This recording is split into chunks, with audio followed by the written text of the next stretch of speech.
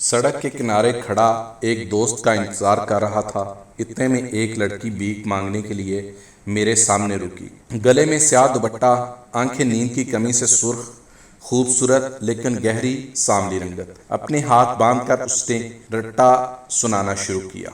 बहुत भूख लगी है, कुछ पैसे दे दो, ऊपर वाला तुम्हें प्यारी सी दुल्हन देगा। दूल्हे बनोगे दूल्हे, गरीब की मदद कर दो। मैंने आतन जेब में हाथ डालकर कहा, पैसे तो नहीं है मेरे पास, हाँ खाना खिला सकता हूँ। उसने मुझे नीचे से ऊपर एक नजर देखा और कहा, पैसे दे दो, खाना मैं खुद खा लूंगी। मैंने नफी में सर हिलाकर कहा, खाना तुम खा लो, पैसे मैं खुद दे दूंगा। वो एक लम्हा खामोश रही और फिर कहा, अच्छा तुम खाना खिला दोगे? मेरी एक बहन भी है, उसे भी बुला लूं साथ? मैंने जवाबन कहा, हाँ बिल्कुल, ये कोई पूछने वाली बात है, बुला लो उसे भी। उसने दाएं तरफ मुंह करके जोर से आवाज लगाई।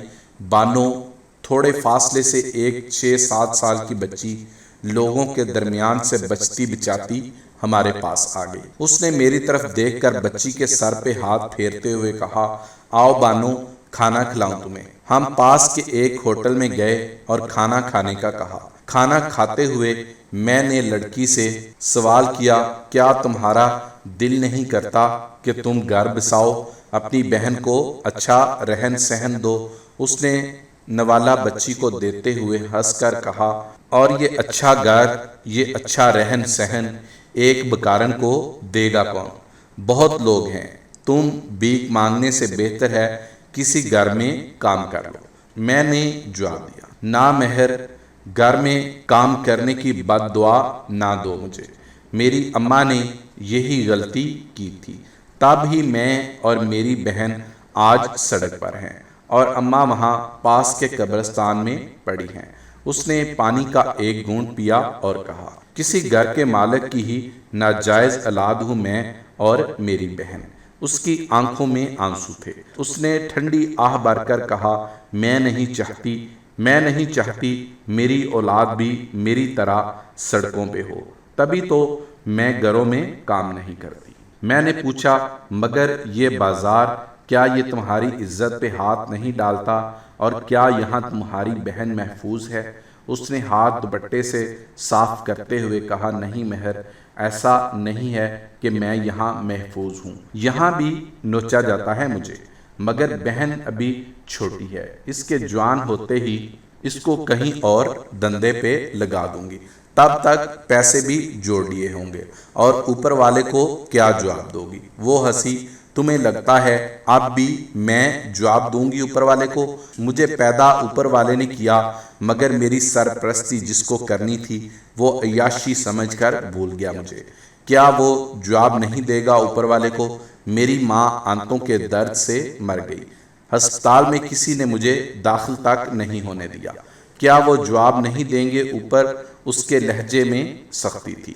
उसने मेरी तरफ उंगली करते हुए कहा, तुम मर्द, जवाब दे हो ऊपर वाले को, तुम्हें हमारी सरपरस्ती सौंपी गई है ना, तुम्हारा बनाया हुआ ये मुआशरा, तुम जवाब दोगे ऊपर वाले को कि एक कमजोर लड़की पे ऐसी नौबत कैसे आई कि वो अपना जिस्म बेचकर पेट पालती रही अपना?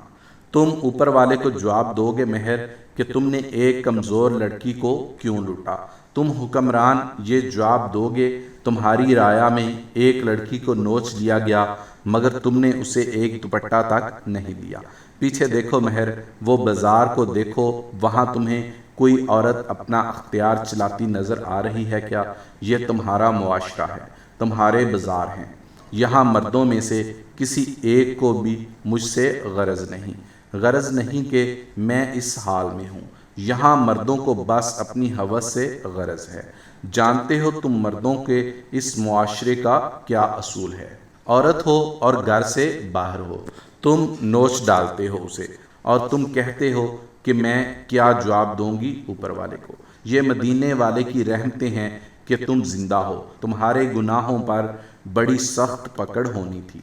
लड़की को देखकर मर्द असूल बनाता है कि अपनाना भी नहीं और छोड़ना भी नहीं। मैं खामोश था, मेरे पास कोई अल्फाज नहीं थे। میں نے بونڈے طریقے سے کہا ہاں مگر کچھ مرد ہوتے ہیں جو اپنا لیتے ہیں۔ وہ طنزاً ہنسی، اچھا ایسا بھی ہوتا ہے تو پھر ابھی دیکھ لیتے ہیں۔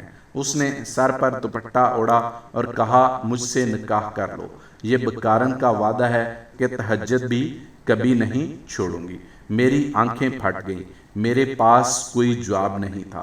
وہ پھر بولی کیا ہوا مہر، اچھے مرد ہو نا تم، تو دے دو ایک مظلوم کو سہارا۔ میں خاموش تھا۔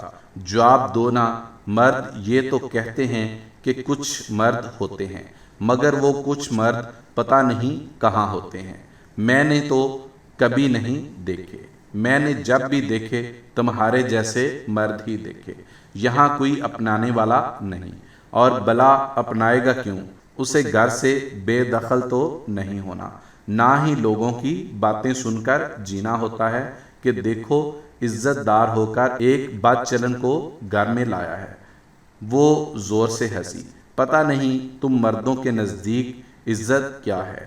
تم باہر کی عورت کو گورنے، چپکے سے منہ کالا کرنے اور سفید کاٹن پہننے کو عزت کہتے ہو، مگر حقیقت میں عزت وہ احترام ہے، وہ رتبہ جو تم ایک مجھ جیسے بے عزت کو دیتے ہو۔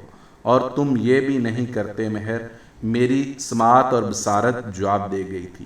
میں نہیں جانتا وہ کب خاموش ہوئی، کہاں خاموش ہوئی اور کب چلی گئی، بس وہ چلی گئی تھی۔ جب مجھے ہوش آیا